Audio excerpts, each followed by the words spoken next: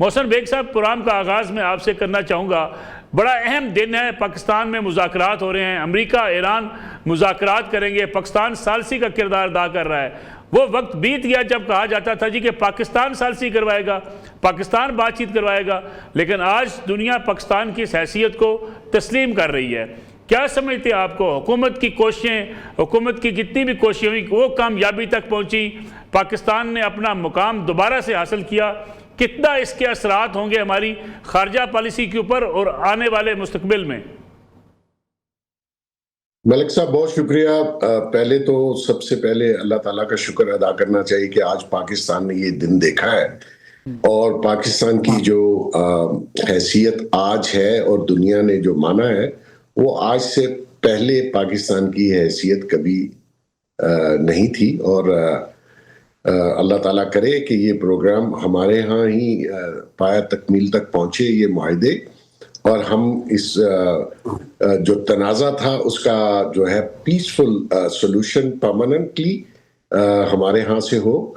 और जहाँ तक बात है आपका इंटरव्यू में जो आपने मलिक साहब कहा कि ये एफर्ट्स नो डाउट हमारी गवर्नमेंट ने, हमारे अस्करी इदारों ने, उनके जो हेड्स हैं फील्ड मार्शल साहब, प्राइम मिनिस्टर शहबाज शरीफ साहब, रिकॉर्डलेस के आप कुछ भी कहें, लेकिन उनकी बहुत एफर्ट्स थी, दुनिया ने उनके ऊपर एतमाद किया। देखिए, मैं आपको बताऊं कि दो पावरफुल लोगों में जो आम हम लोग रोजमर्रा में देखते हैं, उन दो पावरफुल लोगों में जो सुलह कराने वाला होता है वो नेचुरली उनसे ज्यादा पावरफुल होना चाहिए।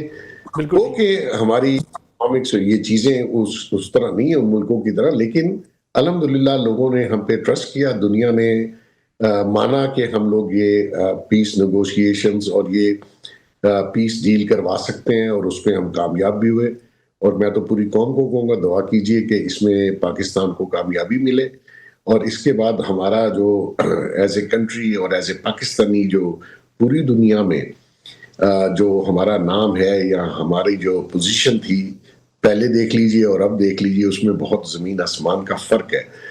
तो ये कामयाबी पूरे पाकिस्तानियों की और पाकिस्तान की है, इसमें कोई शक ही नहीं है कि जिन्होंने मेहनत की उन्होंने बहुत मेहनत की। और अल्लाह ताला ने आज ये दिन दिखाया कि अमेरिका के वाइस प्रेसिडेंट, अपने डेलीगेशन, उनका कल भी आ गया हुआ था जो बड़ा एक डेलीगेशन, आज रात को वो भी पहुंच रहे हैं, कल ईरानियन आ चुके हुए हैं। तो बेसिकली दुआ तो यही है सबकी कि ये पीस डील पूरी दुनिया के लिए है, खाली हमारे लिए नहीं है, और इससे दुनिया में अमन आएगा। क्योंकि ये वो जंग थी मलिक साहब जिससे पूरी दुनिया डिस्टर्ब हुई, और दुनिया का हर शख्स उससे डिस्टर्ब इसलिए हुआ कि हर पॉकेट में जो है वो उसका असर पड़ा, लोगों के घरों और जिंदगियों में। ऑयल आप देखिए पूरी दुनिया में एक्सपेंसिव हुआ, जो डिस्टर्बेंस हुई, और बेसिकली ये जंग कोई जरूरी नहीं थी, ये गलत आइडियाज पे और गलत अहदाफ लेके लड़ी और शुरू की गई। और नेचुरली ईरानियों ने तो अपने आप को डिफेंड करना था, उनके पास और चॉइस ही नहीं थी।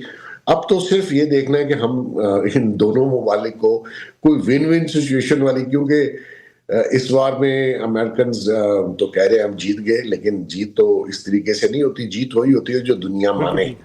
आप अपने आप को फातिहा कहते रहे, लेकिन मैं ये समझता हूँ कि अमेरिकन भी बहुत बुरी तरह फंस गए थे इस वॉर में। तो हमारी भी जो सिचुएशन है एज ए पाकिस्तान बड़ी वनरेबल थी, हमें भी बहुत सोच समझ के, हमें ये प्रोलॉन्ग हो जाए वॉर तो हमारे लिए भी हमें किस साइड पे जाना है, किसका साथ देना है, नेबरिंग कंट्री का, सऊदी अरब का, अमेरिका का, ये बहुत मुश्किल काम था पाकिस्तान के लिए। बिल्कुल ठीक। तो अल्लाह करे कि ये कामयाब हो। बिल्कुल ठीक है। इफ्तिखार अहमद साहब, कभी ये सोचा गया था कि दो बड़े ममालिक अमेरिका और ईरान मुज़ाकरात करेंगे तो इस्लामाबाद में करेंगे? दूसरा, इस वक्त जो सूरत हाल थी, ख़ास तौर पर हम ईरान की बात करें, मिडल ईस्ट के ममालिक की बात करें, पाकिस्तान के लिए कितना डिफ़िकल्ट था इन तमाम चीज़ों को बैलेंस रखना खारजा पॉलिसी के हवाले से? बहुत मुश्किल था, लेकिन जब डिवाइन पावर्स आपको सपोर्ट कर रही हों तो ये हो गया।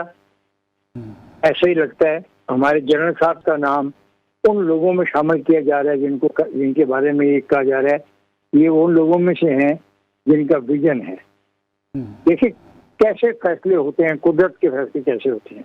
बिल्कुल। तो दूसरा जो शख्स उसके साथ सिविलियन को रिप्रेजेंट कर रहा है, उसने जिस तरीके से दिन रात दीवाना वार पिछले 1 महीने से मुल्कों का दौरा किया, तो उसके मुखालिफिन उसका मजाक उड़ा रहे थे कि ये क्या कर रहा है, इसको कुछ मिल नहीं रहा, हर जगह पे जा रहा है। तो वो क्या कर रहा था, उसका नतीजा आपने देख लिया कि 2 बड़ी ताकतों के दरमियान एक ऐसा डायलॉग जन्म लेगा जिससे उम्मीद की जा सकती है कि इस खिते में तबाही रुक जाएगी। और ये देखें कितनी बड़ी बदकिस्मती है ट्रंप की कि वो मांग क्या रहा है। वो हुर्मुज़ को खोलने को मांग रहा है, हुर्मुज़ जो खुली हुई थी, जो चल रही थी, जिसमें कोई रुकावट नहीं थी, और ये रुकावट उसने अपनी तबाही जो उसने पैदा की उसकी वजह से हुई। और ये भी कितनी बड़ी बदकिस्मती होगी तारीख की कि एक चीज रवा दवा चीज को रोक के अब उसके खोलने का मुतालबा किया जाना, तो ये अमेरिका की तमाम जो उसकी ब्यूरोक्रेसी है या जो उसके थिंक टैंक हैं, जो एडवाइजर हैं, ये उनके लिए इंतहाई शिकस्त का मुकाम है कि वो एक ऐसी हरकत कर बैठे हैं जिसका वो सारी उम्र अफसोस करते रहेंगे। और ये की क्यों गई? इसराइल के कहने पे, क्योंकि इसराइल ईरान को ख़त्म करना चाहता है और ईरान के बाद फिर पाकिस्तान ही है और कुछ नहीं। तो इस सारी चीज़ों को गौर से देखा जाए तो मैं समझता हूँ अल्लाह ताला ने बहुत हमारे पे करम किया है, इस खिते पे करम किया है। इसके क्या नतीजे निकलते हैं, कोई बात तय होती है या नहीं होती है, वो बात की बातें हैं, लेकिन इन दोनों फ्रीकैन का टेबल पे आके बैठना और पाकिस्तान की दावत पे आके बैठना हमारे लिए बहुत अहम है। और मैं समझता हूँ I am a proud Pakistani who is watching the history like this, एक बहुत बड़ा तारीखी वाक़या होने जा रहा है।